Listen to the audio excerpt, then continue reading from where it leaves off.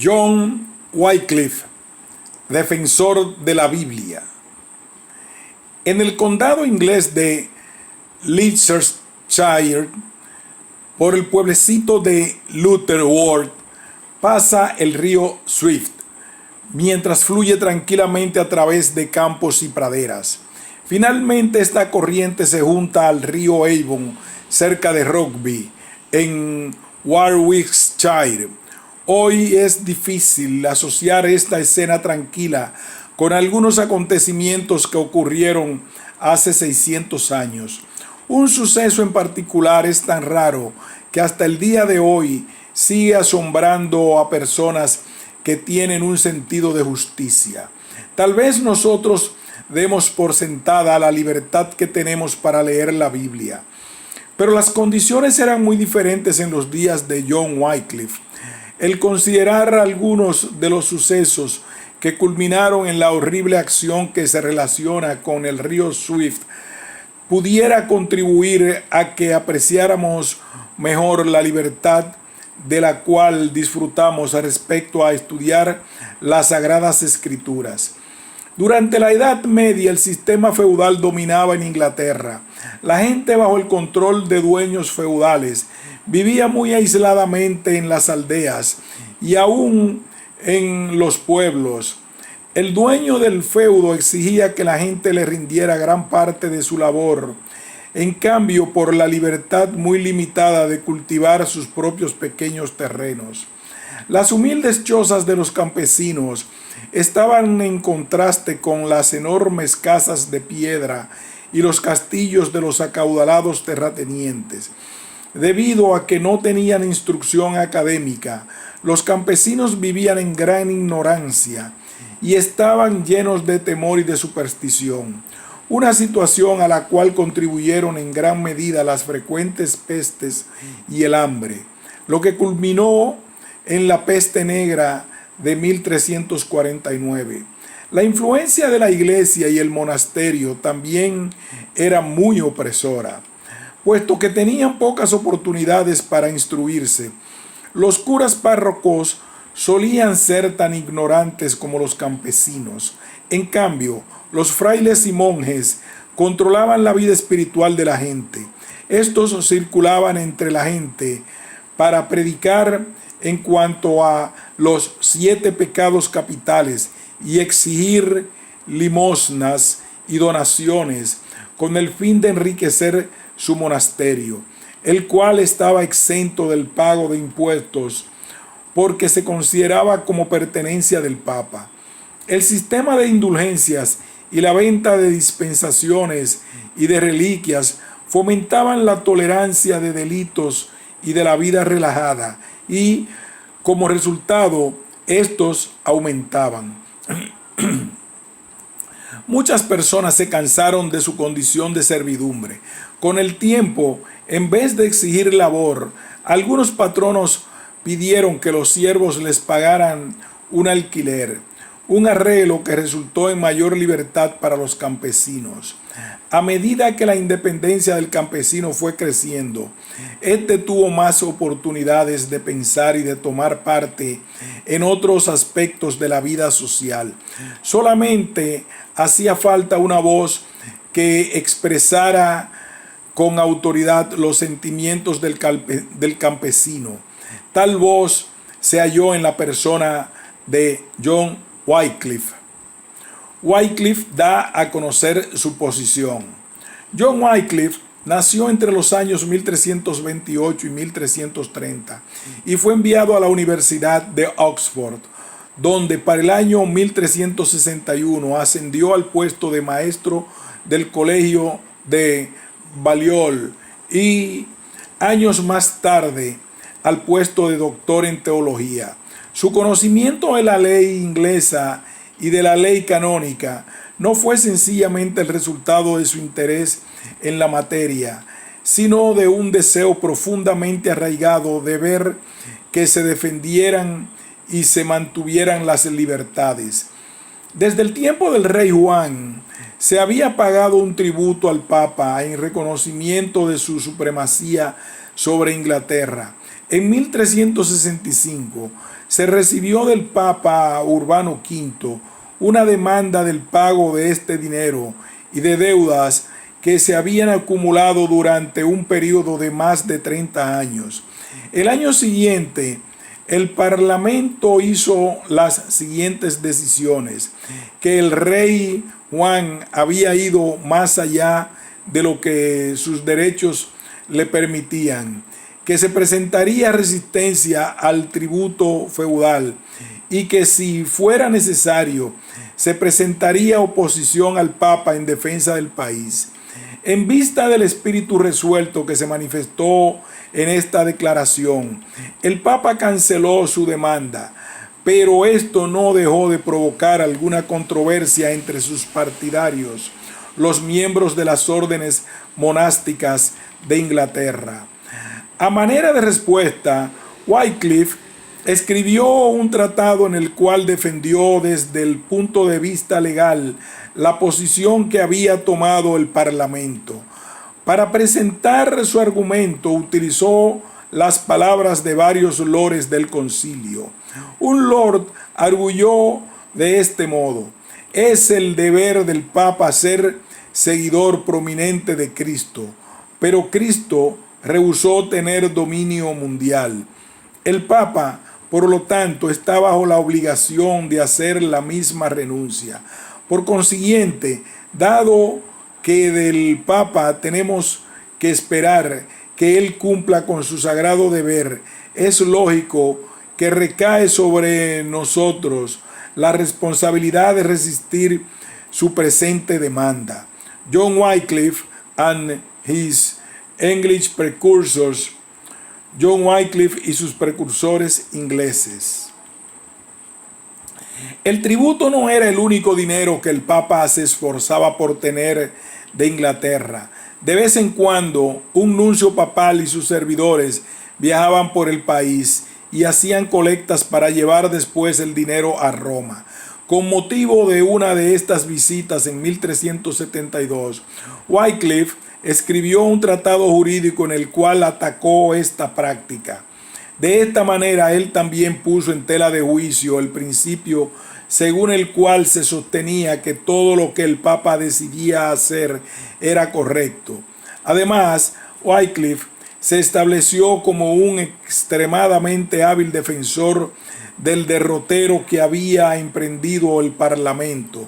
Por lo tanto, no es sorprendente el que en 1374 se nombrara a Wycliffe entre los comisarios que representarían al rey en las negociaciones que habrían de efectuarse durante la conferencia papal en Brujas, donde se habían presentado quejas contra la Iglesia romana.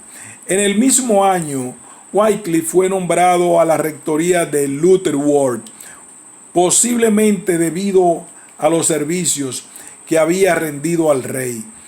A pesar del buen nombre de que disfrutaba en algunos círculos, Wycliffe tenía muchos enemigos. En 1377 se le pidió que compareciera ante una convocación de obispos en la Catedral de San Pablo. Aquel asunto probablemente le habría salido mal si no hubieran intervenido Juan de Gante, quien era duque de Lancaster, y otros aliados poderosos. Viéndose vencidos esta vez, los enemigos de Wycliffe apelaron a la corte papal. El Papa emitió 5 bulas en contra de Wycliffe, en las cuales condenaba como heréticas las doctrinas de Wycliffe y recomendaba que se tomaran medidas contra él. Por consiguiente, se obligó a Wycliffe a comparecer ante otro concilio en el Palacio de Lambeth, en Londres. Pero esta vez la madre del rey intervino. Para mostrar su apoyo, un grupo de ciudadanos comunes entró en el lugar a la fuerza. Al verse cara a cara con esta fuerte defensa a favor de Wycliffe, el concilio se abstuvo de tomar las medidas que el Papa hubiera querido y meramente prohibió que Wycliffe pronunciara discursos y sermones sobre sus ofensivas enseñanzas. La primera Biblia de Wycliffe. No se sabe con certeza por cuánto tiempo los amigos de Wycliffe hubieran podido protegerlo. A fin de cuentas, sucedió que la muerte del Papa Gregorio XI creó una situación que provocó una lucha tan grande dentro de la iglesia que Wycliffe casi quedó olvidado en la Europa continental. Las acciones del nuevo Papa Urbano VI resultaron en que rápidamente se alejaran de él algunos de los poderosos cardenales, protestando en el sentido de que la elección de él había sido ilegal. Estos retiraron su apoyo. Al ver que esta medida no tuvo ningún efecto en Urbano, estos cardenales eligieron a su propio papa, Clemente VII, y produjeron así lo que la historia ha llegado a llamar la gran cisma papal. A medida que la gente y las naciones fueron poniéndose de parte de uno u otro de los dos papas, Wycliffe fue sintiéndose más y más disgustado. Él había estado dispuesto a dar su apoyo al Papa que obrara en conformidad con lo que alegaba. Sin embargo, al ver que cada uno de los papas condenaba al otro y que cada uno hacía preparativos para tomar toda medida no cristiana a fin de ganar el poder y el puesto, Wycliffe declaró que ambos papas eran falsos. A Wycliffe ahora se le habían abierto los ojos por completo en lo relativo a la hipocresía que estaba envuelta en el puesto que él había considerado como una autoridad espiritual. ¿A qué o a quién podía él acudir como la verdadera autoridad espiritual de Dios y de Cristo? Todas las indagaciones, meditaciones, debates y razonamientos pronto encajaron en un todo unido. La Biblia por sí sola era la única norma para la verdad, la fuente de todo conocimiento verdadero sobre asuntos espirituales. Hoy en día tal idea no parece extraordinaria, pero en un tiempo en que la iglesia restringía severamente la circulación de la Biblia, cuando había contadas partes de la Biblia disponibles en inglés, tal noción era novedosa y sorprendente para la mayor parte de las personas. Wycliffe preparó un tratado intitulado On the Truth of Holy Scripture, sobre la verdad de las Sagradas Escrituras, en el cual uno de los puntos centrales fue el de hacer una clara distinción entre las Escrituras y la tradición. Pronto Wycliffe discernió que era necesario predicar a las personas en cuanto a las Escrituras, que no debería haber diferencia alguna entre el sacerdote y el lego, y que el campesino ordinario debería poder leer la Biblia para sí mismo. Junto con algunos de sus asociados, se puso a traducir la Biblia de la Vulgata latina al inglés. En aquel tiempo hubiera sido inconcebible el traducirla de los idiomas originales en Inglaterra. El estudio del idioma griego había sido abandonado por siglos y Wycliffe no lo conocía. Entre los años 1379 y 1382 se progresó en la obra de traducción con un gran sentido de urgencia. A la misma vez, Wycliffe dio adelanto a la instrucción y el entrenamiento de predicadores ambulantes que viajaban por el país con la palabra de Dios. Es probable que la traducción de las escrituras griegas cristianas se haya completado para el año 1382. Sin duda, la traducción de las escrituras hebreas ya estaba en progreso bajo la dirección de Nicolás de Herford, celoso seguidor de Wycliffe. John Purby, otro asistente en la labor, fue secretario de Wycliffe por muchos años. En la traducción que fue el resultado de este esfuerzo, Se vertieron de modo muy literal las escrituras, a tal grado que hasta se pasaron por alto las características idiomáticas de la lengua inglesa. Pero lo importante es que se logró poner la Biblia entera al alcance de la gente común por primera vez. La cuestión de la transubstanciación. Por muchos años, John Wycliffe había estado convencido de que la Cena del Señor era un acontecimiento muy importante. En 1381, su deseo de hacer una distinción entre las enseñanzas y tradiciones de la Iglesia y lo que se enseña en las Sagradas Escrituras resultó en que él atacara la idea de la transubstanciación. Esta doctrina, que se propuso por primera vez en el siglo IX, sostenía que al ser consagrados por el sacerdote, el pan y el vino realmente se convertían en la substancia del cuerpo y la sangre de Cristo. El argumento de Wycliffe se apoyaba en los pasajes de los evangelios de los escritos del apóstol Pablo, que trataban directamente del asunto, y en muchos otros textos relacionados. Por ejemplo, cuando Jesús dijo: "Yo soy la vid verdadera", él no quiso decir que había llegado a ser literalmente una vid, o que una vid literal se hubiera transformado en el cuerpo de Cristo. Juan 15:1. Más bien, esta era una ilustración usada por Jesús para enseñar una verdad importante. Al exponer lo falso de la tradición por medio de la palabra de Dios, Wycliffe hizo hincapié en el hecho de que la transubstanciación no formaba parte de la doctrina de la iglesia primitiva y que hasta Jerónimo se adhirió al concepto bíblico.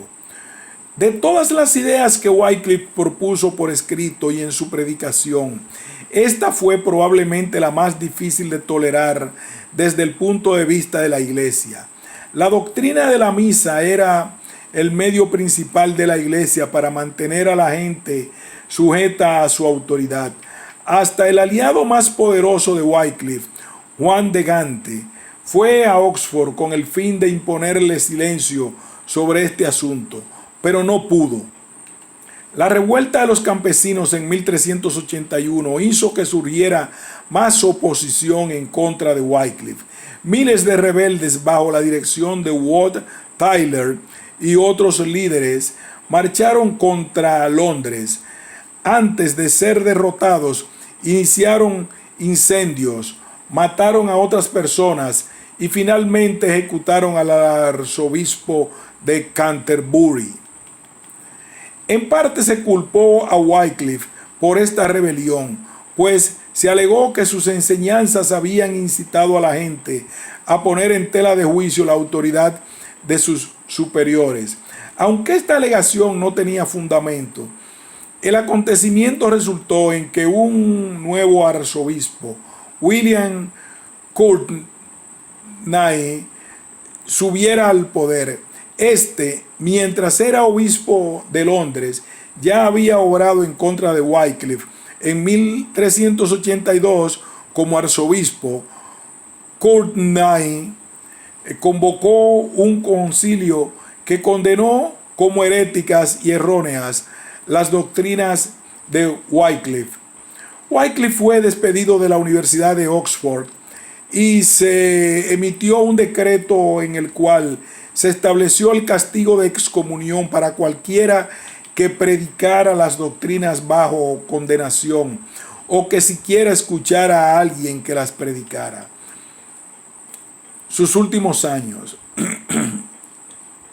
El que Wycliffe todavía siguiera viviendo en libertad tiene que atribuirse al apoyo continuo de algunos de sus poderosos amigos y a la actitud del Parlamento, que todavía no se había convertido en lacayo del nuevo arzobispo. Wycliffe centralizó sus actividades en Lutterworth y continuó escribiendo e inspirando a sus seguidores. Fijó su atención particularmente en las acciones del obispo de Norwich, cierto Henry Le Spencer, quien se había distinguido durante la revuelta de los campesinos por su favor y dirección en el logro de la derrota inicial de los rebeldes en Norfolk.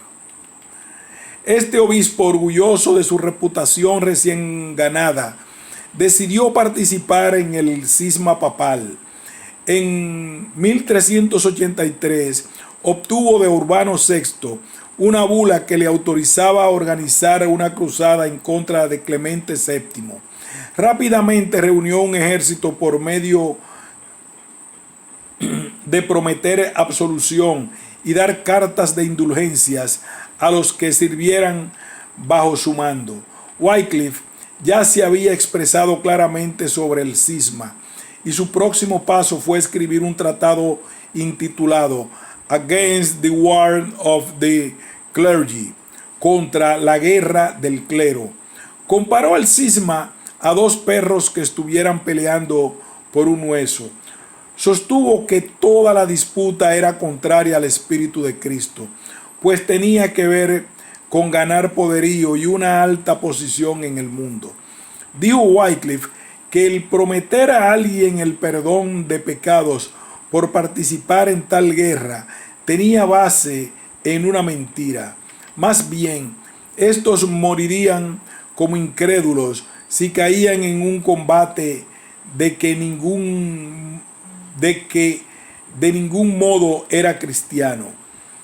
La cruzada fue un terrible fracaso y el obispo, anteriormente orgulloso, regresó a Inglaterra avergonzado.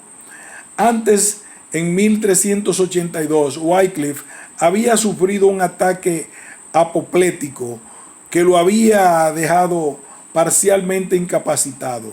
2 años más tarde, un segundo ataque lo dejó paralizado y sin habla. Murió unos cuantos días después, el 31 de diciembre de 1384, y fue enterrado en el patio de la iglesia de Lutterworth, donde sus restos permanecieron sin ser tocados por más de 40 años. Entonces, en 1428, hubo un acontecimiento raro y asombroso. En conformidad con el decreto del Concilio de Constanza, emitido 14 años antes, la tumba de John Wycliffe fue abierta, sus restos fueron exhumados y quemados, y las cenizas fueron llevadas al pequeño río Swift que fluía cerca. Allí las cenizas fueron esparcidas sobre las aguas para que flotaran corriente abajo al río Avon, luego al Severn y finalmente al mar. Los que ejecutaron este acto no le atribuyeron ningún significado simbólico. Sin embargo, los que quisieron consolarse por esta acción de venganza la interpretaron de manera simbólica. ¿Por qué ocurrió esto tanto tiempo después de la muerte de Wycliffe, cuando éste ya no podía servir personalmente de espina en el costado de las autoridades religiosas de Inglaterra? La respuesta se hallará en un artículo subsiguiente sobre los seguidores de Wycliffe, llamados los Lollardos. No se puede determinar si Wycliffe estaba realmente citando las palabras de estos lores o si estaba utilizando un mecanismo literario para dar aire de autoridad a sus propias expresiones.